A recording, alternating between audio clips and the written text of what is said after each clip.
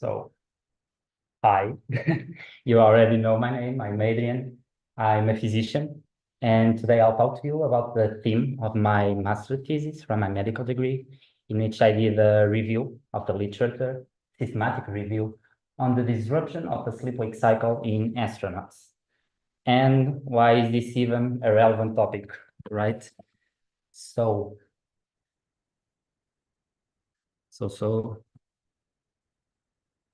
okay. As you can see here, NASA has considered sleep as a medium-level risk factor for all kinds of managed space missions, from the shorter ones to the long-term ones. And during the mission, this is always a big factor affecting astronauts. And we know this from the 50s, the 70s, because sleeping medication was always amongst the most used by astronauts. And now we have another problem, because for the first time we are planning to send humans to Mars in a few years from now. And this will be probably the most venturous of human exploration of the universe so far, and can be other complications. And here we can see that for these long-term missions, sleep can, for the first time, be not only a problem for the mission itself, but also have long-term consequences for the health of the astronauts. So we really need to understand what is the impact of space on sleep and trying to mitigate these consequences for these people that will go to Mars eventually. So before we are able to understand why sleep is so disturbed in space, we need to understand how sleep works here on Earth. And these are some basic definitions. It isn't as easy as this, but we can define wakefulness as a state of arousal in which there is a conscious surveillance of the environment and the ability to respond to external stimuli.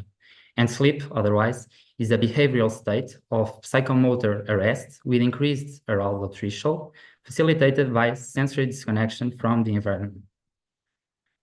Well, these are the definitions. The important thing is to know how does it work, the physiology of sleep. So we have two types of sleep in one night of sleep. We have REM sleep, rapid eye movement sleep, and then we have the non-rapid eye movement sleep, NREM sleep. And the NREM sleep is the restorative kind of sleep, and it has 4 stages. Stage 1 is the transition from awake to beginning to fall asleep, and then stage 2, 3, and 4, and this here is deep sleep, okay?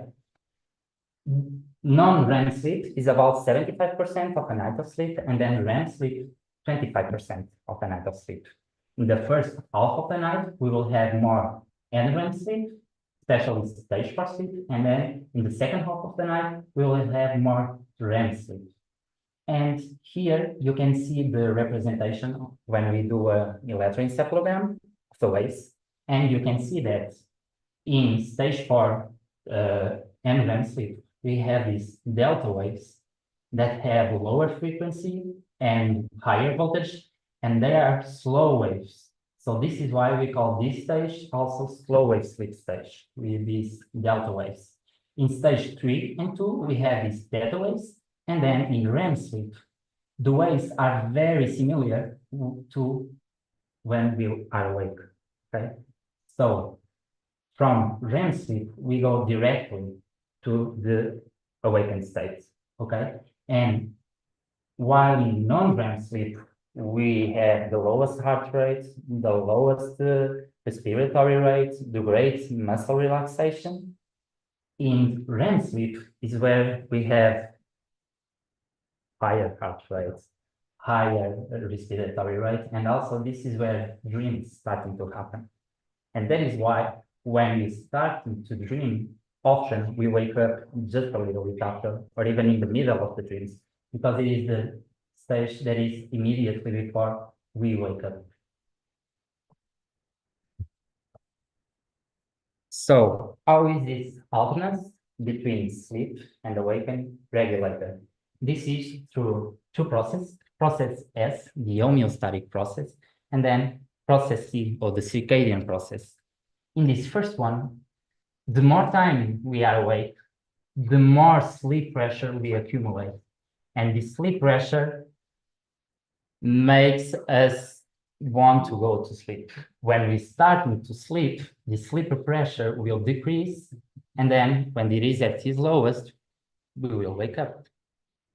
And the sleep pressure is how we get to the sleep pressure. So our body is working, is consuming energy, and in this process, there will be some metabolites, some garbage that is produced, okay? One of these garbage that is produced is adenosine, for example, in our neural cells. And adenosine will bind to the adenosine receptor and will say, hey, I'm feeling tired. We have been working for a lot of time now. And one curiosity is that caffeine has a very similar structure to this part of adenosine, that is the one binding to the receptor. And that is why if we drink coffee, we will have caffeine binding the receptor of adenosine instead of adenosine. So our body will be like, no, I'm not that tired because we have less adenosine binding to the receptors, okay? That is why caffeine is a stimulant. And now the process C. So in this process, we have a circadian rhythm of 24 hours that defines the time of the day that we are most likely to fall asleep and the time of the day that we are most likely to be awake. But the sleep isn't the only circadian rhythm that we have in our body. For example, our temperature has a circadian rhythm and it is lower at night. Our blood pressure also has a circadian rhythm and it is lower in the morning. And we have several processes. Sleep is just one of them. And how does our body is able to work like a clock for all these processes? This is through this structure, the suprachiasmatic nucleus, that is the central pacemaker of our body. And then we have little pacemakers in the other organs and in the peripheral tissues, so the liver, the lungs, the heart, and they all communicate to set these circadian rhythms to the 24 hours.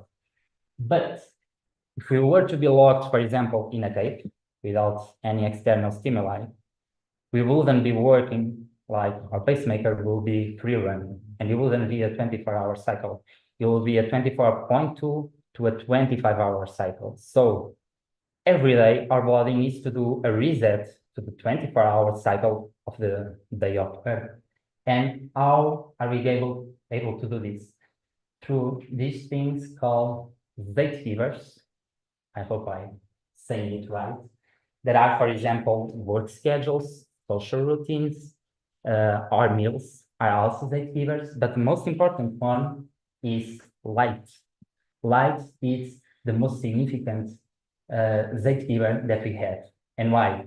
Well, light will be detected by the ganglion cells on our retina in our eye, and then you will transmit this information to electrical information that goes through this retinohypothalamic tract until the suprachiasmatic nucleus in the hypothalamus. Then the information goes to the pineal gland, and this will send an order of inhibition to the synthesis and release of melatonin. But at night, we don't have so much light, so this inhibition won't occur, and that's why we will produce and release melatonin, okay? That's why we heard lots of times of taking supplements of melatonin to fall asleep, okay? Because it is this hormone that makes us feel sleepy. So now that we understand how it works here, what are the space risks that can interfere with this process? First of all, distance to Earth. So here in a day, we have one sunrise and one sunset. If we go to the International Space Station, we will have 16 sunrises and 16 sunsets in one day, because we go lots of times around the Earth, okay? So you can imagine that our circadian process, if light is the most important timekeeper, will be already, hey, what's going on? And then we have another thing, that is the geomagnetic field. So if you go far away from this geomagnetic field, the geomagnetic field is also a Zeitgeber for our circadian rhythms, okay? And we still don't know exactly how much of a role it has, but we know from other animals that it can have a role. Okay. Then confinement. And we were talking about this in the afternoon because after the 2019, the COVID pandemic, almost all of us know that confinement can produce sleep disturbance, right? Because we are locked in a small space without exercise routines, without social interactions, without work schedules, and all these are gatekeepers. So if we don't get them, or if they just happen at any time of the day, we won't be able to have this control of the processing of sleep. And that is why we will sleep a little bit here, a little bit there, sleep bad at night. Then the hostile and close environments. They here don't even consider it, but it is also a factor. For example, if we go to the International Space Station, there's noise 24/7. There's lights 24/7. There's people working 24/7. Okay. So it is a very loud place that won't produce the ideal conditions to rest. And the most similar thing that we have to this on Earth is probably the intensive care units, where we have the patients that are trying to sleep, but we have all the nurses, all the doctors, all the lights, all the noise. And this is a population where we know for a fact that there are a lot of sleep disturbances, okay? Then gravity, and there is several ways in which gravity can affect sleep. First of all, because it is uncomfortable to sleep if you're just floating around there, okay? That's why you need a sleeping bag or something. But also, we know that, for example, mammals that live in water have different sleep structure than mammals on terrestrial environment, okay? So we know how sleep works, but we know how sleep works in the presence of gravity, and we don't know how much of a role gravity plays in the normal sleep physiology, even for us. And then we have radiations, especially ionizing radiation. We also know for patients that are doing radiation therapy for oncology problems that they have lots of sleep disturbances. So they might be analogs for this. And if we are going out to do missions that are going beyond the geomagnetic field, this will be an increasing higher risk factor. But there are still other causes that are not specific to the space environment, but that are specific to the astronauts as a job. So this wouldn't be present in space tourists, but they are in astronauts. And here we can see that stress levels increasing through the flight, through the time on orbit. And when there were higher stress rates, the total sleep duration time was lower. There were higher rates of sleep exhaustion. And in another studies, when there was an extravehicular activity to be done in the nights before, 60% of the nights before this, there is a stressful event, 60% of these nights, astronauts have to take medication. And in half of these nights prior to an AVA, they slept less than 6 hours, okay? So stress is an important factor. Other factor is that astronauts work as shift workers. And we know for a fact that shift workers have lots of problems with sleep here on Earth.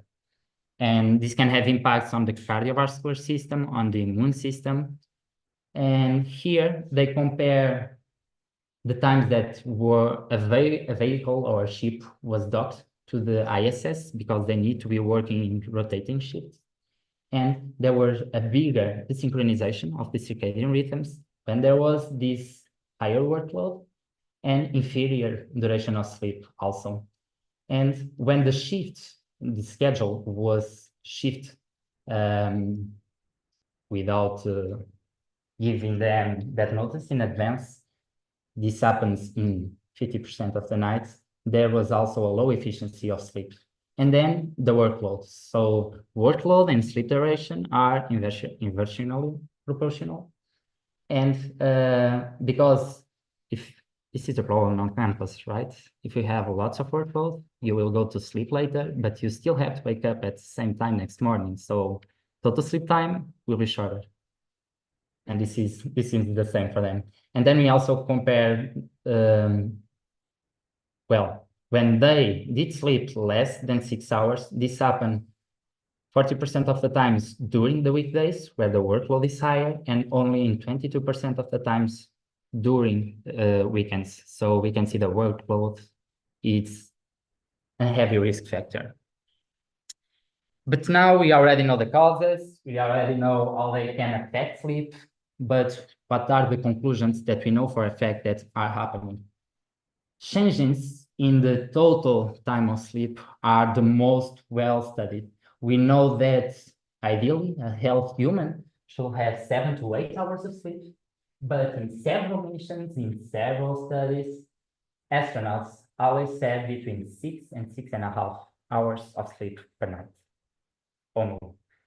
And well, is this as important as it seems? It depends, because we can have decreased total sleep time because the needs for sleep are decreased in space, or we can have a decrease in total sleep time and we can have an impact on performance and we can have a sleep deprived individual.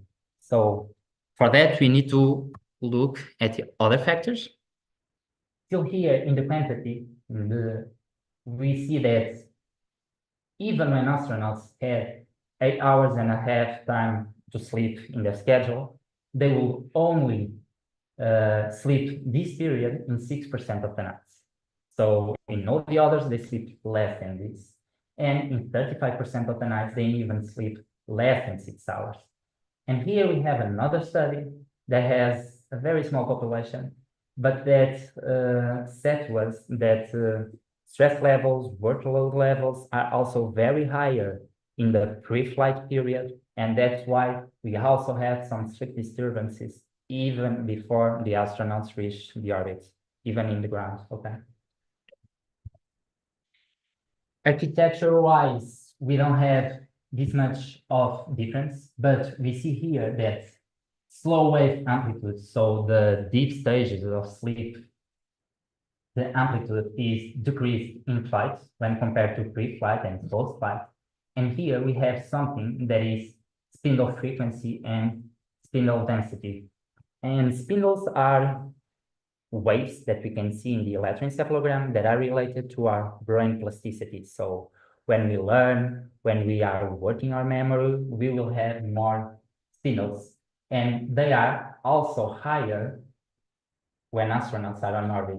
And we think this is due to the need to adapt to the microgravity environment motion-wise. You know, you are learning how to function all again, how to do all the things again. So your brain is like, okay, lots of information, and the sleep is the time where all this information will be set in place, you know, to remember them. Then inequality. And quality of sleep isn't a very easy thing to define. This instrument, the Pittsburgh Sleep Quality Index, it's what we use mostly in clinical practice and some research settings.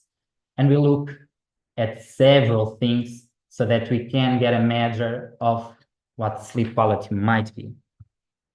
So if we look at this study, sleep latency, or the time that it takes us to fall asleep, is higher in flight. Total sleep time is lower on orbit. Sleep quality described by the individuals, so this is a subjective measure, is lower also. Sleep maintenance is lower, meaning that the number of awakenings is higher. Mentally, astronauts are less mentally alert during the day and feel less physically rested. So this can allow us to infer that quality of sleep is also not good in space. However, this study is already from 2001. And in my review, where I only saw articles from the last 10 years, these conclusions weren't that obvious. Maybe because in the last 15, 20 years, we already put in place lots of countermeasures, so things are improving. The only ones that stayed the same were these two. So here we compare this data in when the circadian rhythm was aligned with the period of sleep and when they were misaligned.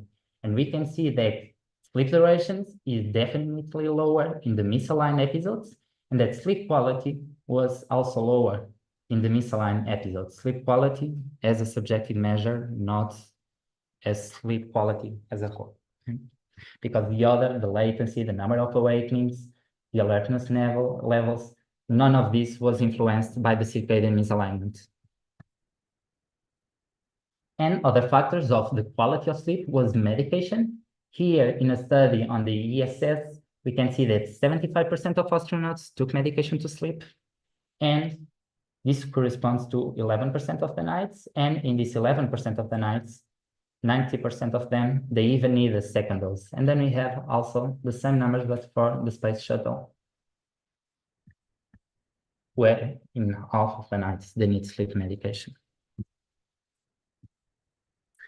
However, we have an important problem. That is, when we take medication, the time we need to fall asleep, it's lower. Okay, you take medication, you fall asleep quicker. However, all these other parameters didn't get affected by sleep medication. So if you are giving sleep medication, trying to improve the quality of sleep, it doesn't do anything. And that's why we need more countermeasures, because we don't only want to improve sleep latency, we want to improve the efficiency and the quality and the alertness levels so they can work at their maximal potential during the day. Almost finishing, these are some of the alterations that we can see in process C. So pre-flight, there was some the circadian rhythm and the sleep schedules were misaligned in 30% of the nights. In flight, 90%, so it is a higher value. When they were misaligned during flight, they only sleep 5 hours and a half. When it was aligned, 6 hours and a half. And in the misaligned, they need medication in 24% of these nights, and in the aligned, only in 11% of these nights. So misaligned episodes of the circadian rhythm definitely prejudice the sleep. And also we saw a decline in quality. Then the process S is it's more difficult to evaluate in space, right? In space, because we cannot be doing electroencephalograms to all the astronauts to evaluate this. But here we can compare the theta wave activity, that is the kind of waves we see in stage 2 and stage 3 of non-REM sleep. This is on Earth, and you can see that this orange-red zone improves in space and improves as this was taken several weeks after and improves even more. So process S, the immune static process, is disrupted in space, and as long as you stay in space, it will become more disrupted.